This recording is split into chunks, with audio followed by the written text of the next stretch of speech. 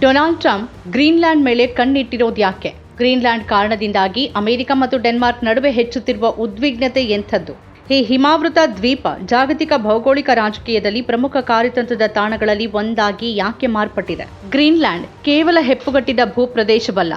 ಆರ್ಕ್ಟಿಕ್ನಲ್ಲಿ ಅದರ ಕಾರ್ಯತಂತ್ರದ ಸ್ಥಳ, ಉದಯೋನ್ಮುಖ ಹಡಗು ಮಾರ್ಗಗಳ ಮೇಲಿನ ನಿಯಂತ್ರಣ, ಅಪರೂಪದ ಭೂ ಖನಿಜಗಳ ಇರುವಿಕೆ ಮತ್ತು ನ್ಯಾಟೋದ ಭದ್ರತಾ ಎಂಜಿನಿಯರಿಂಗ್ನಲ್ಲಿನ ಪಾತ್ರ ಅಮೆರಿಕದ ರಾಷ್ಟ್ರೀಯ ರಕ್ಷಣೆಗೆ ನಿರ್ಣಾಯಕವಾಗಿದೆ. ಹವಾಮಾನ ಬದಲಾವಣೆ ಆರ್ಕ್ಟಿಕ್ ಮಂಜುಗಡ್ಡೆಯನ್ನ ಕರಗಿಸ್ತಾ ಇದ್ದಂತೆ ಗ್ರೀನ್ಲ್ಯಾಂಡ್ ಅಮೆರಿಕ, ಚೀನಾ, ರಷ್ಯಾ ಶಕ್ತಿ ಸ್ಪರ್ಧೆಗೆ ಹೊಸ ರಂಗವಾಗಿ ಬದಲಾಗ್ತಿದೆ. ಅಮೆರಿಕದ ಭದ್ರತೆಗೆ ಗ್ರೀನ್ಲ್ಯಾಂಡ್ ಅತ್ಯಗತ್ಯ ಅಂತ ಟ್ರಂಪ್ ಯಾಕೆ ನಂಬ್ತಾರೆ? ಎರಡು ನ್ಯಾಟೋ ಮಿತ್ರ ರಾಷ್ಟ್ರಗಳ ನಡುವಿನ ವಿವಾದ ಮೈತ್ರಿಕೂಟಕ್ಕೆ ಹೇಗೆ ಬೆದರಿಕೆಯಾದೀತು? ವಿಶ್ವದ ಅತ್ಯಂತ ಶಕ್ತಿಶಾಲಿ ಮಿಲಿಟರಿ ಮೈತ್ರಿಕೂಟ ಅಂತ ಪರಿಗಣಿಸಲಾದ ನ್ಯಾಟೋ ನಂಬಿಕೆ ಮತ್ತು ಪರಸ್ಪರ ರಕ್ಷಿಸುವ ಭರವಸೆಯ ಮೇಲೆ ರೂಪಿತವಾದದ್ದು. ಒಂದು ನ್ಯಾಟೋ ಸದಸ್ಯ ರಾಷ್ಟ್ರದ ಮೇಲಿನ ದಾಳಿಯನ್ನ ಎಲ್ಲರ ಮೇಲಿನ ದಾಳಿ ಅಂತ ಪರಿಗಣಿಸಲಾಗುತ್ತೆ.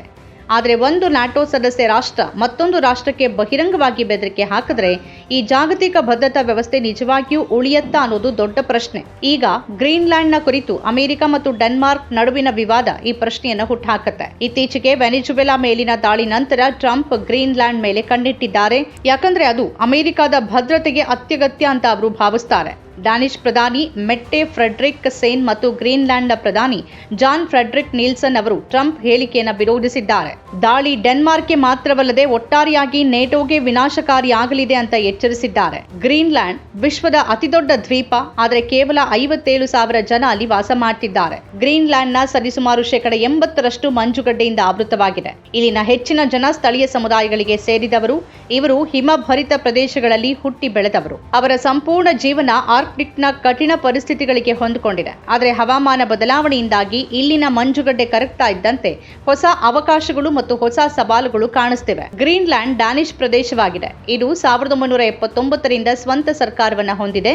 2009ರ ಕಾನೂನಿನ ಪ್ರಕಾರ ಗ್ರೀನ್ಲ್ಯಾಂಡ್ ಬಯಸಿದ್ರೆ ಸ್ವಾತಂತ್ರ್ಯವನ್ನ ಸಾಧಿಸಬಹುದು. ಆದರೂ ವಿದೇಶಾಂಗ ನೀತಿ ಮತ್ತು ರಕ್ಷಣೆಯಂತಹ ಪ್ರಮುಖ ನಿರ್ಧಾರಗಳು ಡೆನ್ಮಾರ್ಕ್ನ ಕೈಯಲ್ಲೇ ಉಳಿದಿದೆ.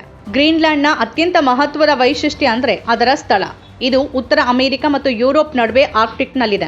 ಆದ್ರಿಂದ ಇದನ್ನ ಎರಡರ ನಡುವಿನ ನೈಸರ್ಗಿಕ ಕೊಂಡಿಯಾಗಿ ನೋಡಲಾಗುತ್ತೆ. ಈ ಕಾರಣಕ್ಕಾಗಿ ಗ್ರೀನ್ಲ್ಯಾಂಡ್ GIUK ಗ್ಯಾಪ್ನ ಪ್ರಮುಖ ಭಾಗವಾಗಿದೆ. ಇದು ಹಾದು ಹೋಗುವ ಎಲ್ಲ ಹಡಗುಗಳು ಮತ್ತು ಕ್ಷಿಪಣಿ ಚಲನೆಗಳನ್ನ ಮೇಲ್ವಿಚಾರಣೆ ಮಾಡಬಹುದಾದ ಸಮುದ್ರ ಪ್ರದೇಶವಾಗಿದೆ. ಹವಾಮಾನ ಬದಲಾವಣೆ ಮಂಜುಗಡ್ಡೆಯನ್ನ ಕರಗಿಸ್ತಿದೆ.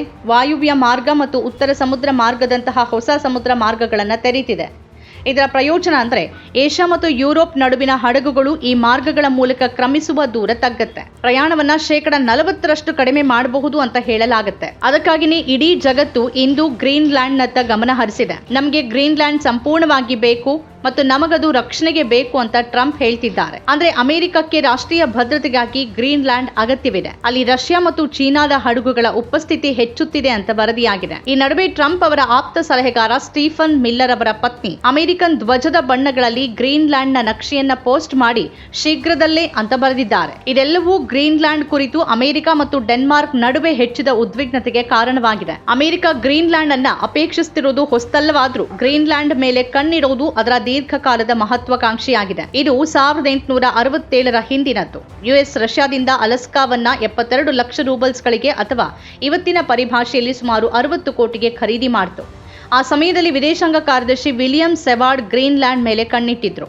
ಗ್ರೀನ್ಲ್ಯಾಂಡ್ ಹೇರಳವಾದ ಕಲ್ಲಿದ್ದಲು, ಮೀನುಗಾರಿಕೆ ಮತ್ತು ಖನಿಜಗಳನ್ನು ಹೊಂದಿದ್ದು ಅದು ಅಮೆರಿಕಕ್ಕೆ ಪ್ರಯೋಜನಕಾರಿ ಆಗಬಹುದು ಅಂತ ಹೇಳುವ ಅಧಿಕೃತ ವರದಿ ಕೂಡ ಆ ಸಂದರ್ಭದಲ್ಲಿ ಇತ್ತು. ಎರಡನೇ ಮಹಾಯುದ್ಧದ ಸಮಯದಲ್ಲಿ ಪರಿಸ್ಥಿತಿ ಮತ್ತಷ್ಟು ಬದಲಾಯಿತು. ಆ ಸಮಯದಲ್ಲಿ ನಾಜಿ ಜರ್ಮನಿ ಡೆನ್ಮಾರ್ಕ್ ಅನ್ನ ಆಕ್ರಮಿಸಿಕೊಂಡಿತ್ತು ಮತ್ತು ಅಲ್ಲಿ ಮಿಲಿಟರಿ ನೆಲೆ ಸ್ಥಾಪಿಸೋಕೆ ಬಯಸಿತ್ತು. ಆದ್ರಿಂದ ನಾಜಿಗಳಿಂದ ಗ್ರೀನ್ಲ್ಯಾಂಡ್ ಅನ್ನ ರಕ್ಷಿಸಲು ಅಮೆರಿಕ ಡೆನ್ಮಾರ್ಕ್ನೊಂದಿಗೆ ಗ್ರೀನ್ಲ್ಯಾಂಡ್ ರಕ್ಷಣಾ ಒಪ್ಪಂದ ಮಾಡಿಕೊಳ್ತು. ಎರಡನೇ ಮಹಾಯುದ್ಧದ ನಂತರ ಶೀತಲ ಸಮರದ ಸಮಯದಲ್ಲಿ ಗ್ರೀನ್ಲ್ಯಾಂಡ್ನ ಅಗತ್ಯ ಹೆಚ್ಚಾಯಿತು. ಈ ದ್ವೀಪ ಉತ್ತರ ಅಮೆರಿಕ ಮತ್ತು ಯುರೋಪ್ ನಡುವೆ ಇತ್ತು ಮತ್ತು ಅದರಿಂದ ಸೋವಿಯತ್ ಒಕ್ಕೂಟದ ವಿರುದ್ಧ ಬಫರ್ ವಲಯವಾಗಿ ಕಾಣ್ತಿತ್ತು. 1951ರಲ್ಲಿ ಅಮೆರಿಕ ಡೆನ್ಮಾರ್ಕ್ನಲ್ಲಿ ಟ್ಯೂಲ್ ವಾಯುನೆಲೆ ಸ್ಥಾಪಿಸಿತು. ಇದನ್ನ ಈಗ ಫಿಟುಫಿಕ್ ಬಾಹ್ಯಾಕಾಶ ನೆಲೆ ಅಂತ ಕರೆಯಲಾಗುತ್ತೆ. ಈ ಸಮಯದಲ್ಲಿ ಸೋವಿಯತ್ ಹಡಗುಗಳು ಮತ್ತು ಕ್ಷಿಪಣಿಗಳನ್ನ ಮೇಲ್ವಿಚಾರಣೆ ಮಾಡೋಕೆ ಈ ನೆಲೆ ನಿರ್ಣಾಯಕವಾಗಿತ್ತು. 1946ರಲ್ಲಿ ಅಧ್ಯಕ್ಷ ಹ್ಯಾರಿ ಟ್ರೂಮನ್ ಗ್ರೀನ್ಲ್ಯಾಂಡ್ ಅನ್ನ ಖರೀದಿ ಮಾಡೋಕೆ ಡೆನ್ಮಾರ್ಕ್ಗೆ $100 ಮಿಲಿಯನ್ ನೀಡಿದ್ರು. ಈ ಮೊತ್ತ ಇವತ್ತಿನ ಲೆಕ್ಕದಲ್ಲಿ $100 ಕೋಟಿ ಗಳಿಗೆ ಸಮವಾಗಿದೆ. ಆದ್ರೆ ಆಗ ಡೆನ್ಮಾರ್ಕ್ ಈ ಪ್ರಸ್ತಾಪವನ್ನ ತಿರಸ್ಕರಿಸಿತು. ಆದರೂ ಗ್ರೀನ್ಲ್ಯಾಂಡ್ ಅಮೆರಿಕದ ಪಾಲಿಗೆ ಕೇವಲ ದ್ವೀಪವಲ್ಲ, ಅದು ಕಾರ್ಯತಂತ್ರದ ದೃಷ್ಟಿಯಿಂದ ಅತ್ಯಂತ ಮೌಲಿಕ.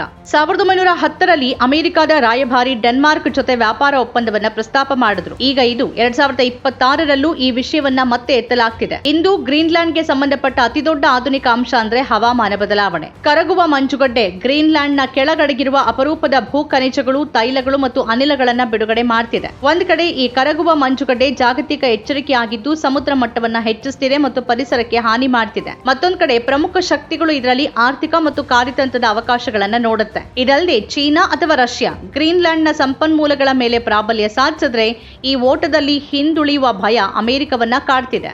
ಲಿಥಿಯಂ ಮತ್ತು ನಿಯೋಡೈಮಿಯಂ ನಂತಹ ಈ ಅಪರೂಪದ ಭೂಮಿಯ ಖನಿಜಗಳು ವಿದ್ಯುತ್ ವಾಹನಗಳು, ಬ್ಯಾಟರಿ ಮತ್ತು ಮಿಲಿಟರಿ ತಂತ್ರಜ್ಞಾನಕ್ಕೆ ನಿರ್ಣಾಯಕವಾಗಿವೆ. ಚೀನಾ ಪ್ರಸ್ತುತ ಅಲ್ಲಿ ಗಣಿಗಾರಿಕೆ ಮತ್ತು ಮೂಲಸೌಕರ್ಯ ಯೋಜನೆಗಳಲ್ಲಿ ಹೂಡಿಕೆ ಮಾಡ್ತಿದೆ. 2016ರಲ್ಲಿ ಚೀನಾದ ಕಂಪನಿ ಶೆಂಗೆ ರಿಸೋರ್ಸಸ್ ಗ್ರೀನ್ಲ್ಯಾಂಡ್ ಮಿನರಲ್ಸ್ ನೊಂದಿಗೆ ಪಾಲುದಾರಿಕೆ ಹೊಂದಿದ್ದು ಕಂಪನಿಯಲ್ಲಿ ಷೇರುಗಳನ್ನು ಖರೀದಿ ಮಾಡಿದೆ. ಚೀನಾ ಈಗಾಗಲೇ ಅಪರೂಪದ ಭೂ ಖನಿಜ ಸಂಸ್ಕರಣೆಯಲ್ಲಿ ಜಾಗತಿಕ ನಾಯಕನಾಗಿದ್ದು ಗ್ರೀನ್ಲ್ಯಾಂಡ್ನ ಸಂಪನ್ಮೂಲಗಳು ತನ್ನ ಬಲವನ್ನ ಮತ್ತಷ್ಟು ಬಲಪಡಿಸಬಹುದು ಅಂತ ಭಾವಿಸುತ್ತೆ. ಇದಲ್ಲದೆ ಚೀನಾದ ಪೋಲಾರ್ ಸಿಲ್ಕ್ ರೋಡ್ ಯೋಜನೆ ಆರ್ಕ್ಟಿಕ್ ಮಾರ್ಗಗಳ ಮೇಲೆ ಹೆಚ್ಚು ಅವಲಂಬಿತವಾಗಿದೆ. ಇದನ್ನ ಕಾರ್ಯತಂತ್ರದ ಬೆದರಿಕೆ ಅಂತ ಅಮೆರಿಕ ಪರಿಗಣಿಸುತ್ತೆ. ಹಾಗಾಗಿ ಇದೊಂದು ಶಕ್ತಿಶಾಲಿ ದೇಶ ಸಣ್ಣ ದೇಶದ ಮೇಲೆ ಪ್ರಾಬಲ್ಯ ಸಾಧಿಸಲು ಪ್ರಯತ್ನಿಸುವ ಒಂದು ಆಟ ಆಗಿದೆ. ಮಿಲಿಟರಿ ಹೋಲಿಕೆಗಳ ವಿಷಯದಲ್ಲಿ ಡೆನ್ಮಾರ್ಕ್ ಅಮೆರಿಕಕ್ಕೆ ಹೋಲುವಂತದ್ದಲ್ಲ. ಡೆನ್ಮಾರ್ಕ್ನ ಭದ್ರತೆ ನೇಟೋ ಮೇಲೇನೆ ಹೆಚ್ಚು ಅವಲಂಬಿತವಾಗಿದೆ. ವೆನಿಜುವೆಲಾದಲ್ಲಿ ಇತ್ತೀಚಿನ ಅಮೆರಿಕದ ಕ್ರಮಗಳು ಗ್ರೀನ್ಲ್ಯಾಂಡ್ನ ಭಯವನ್ನ ಮತ್ತಷ್ಟು ಹೆಚ್ಚಿಸಿವೆ. ಅಮೆರಿಕ ತನ್ನ ಸ್ವಂತ ಲಾಭಕ್ಕಾಗಿ ಇಷ್ಟು ದೂರ ಹೋಗಬಹುದಾ ಅಂತ ಜನ ಆಶ್ಚರ್ಯ ಪಡೋಕೆ ಪ್ರಾರಂಭಿಸಿದ್ದಾರೆ. ಆದ್ರಿಂದಾಗಿನೇ ಗ್ರೀನ್ಲ್ಯಾಂಡ್ ಅಮೆರಿಕದ ಮುಂದಿನ ಗುರಿ ಆಗಬಹುದು. ಪ್ರಶ್ನೆ ಏನು ಅಂದ್ರೆ ಅಧಿಕಾರ ಮಾತ್ರ ಎಲ್ಲವನ್ನ ನಿರ್ಧರಿಸುತ್ತಾ ಅಥವಾ ರಾಷ್ಟ್ರೀಯ ಸ್ವಾತಂತ್ರ್ಯ ಮತ್ತು ಅಂತಾರಾಷ್ಟ್ರೀಯ ನಿಯಮಗಳು ಮುಖ್ಯನಾ ಅನ್ನೋದು. ನಮ್ಮ ಕಾರ್ಯಕ್ರಮಗಳನ್ನ ನೀವು ನೋಡ್ತಾ ಇದ್ರೆ ನಮ್ಮ ಚಾನೆಲ್ ಅನ್ನ ಸಬ್ಸ್ಕ್ರೈಬ್ ಮಾಡಿ, ಪಕ್ಕದ ಬೆಲ್ ಐಕಾನ್ ಒತ್ತಿ ನಮ್ಮನ್ನ ಬೆಂಬಲಿಸಿ. ಹಾಗೆ ನಮ್ಮ ಕಾರ್ಯಕ್ರಮಗಳನ್ನ ಲೈಕ್ ಮಾಡಿ, ಕಮೆಂಟ್ ಮಾಡಿ, ಅದನ್ನ ಬೇರೆಯವರಿಗೂ ವಾಟ್ಸ್ಆಪ್ ಮೂಲಕ ಶೇರ್ ಮಾಡಿ.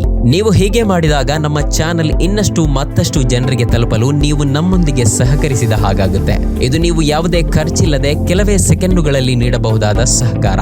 ಧನ್ಯವಾದಗಳು.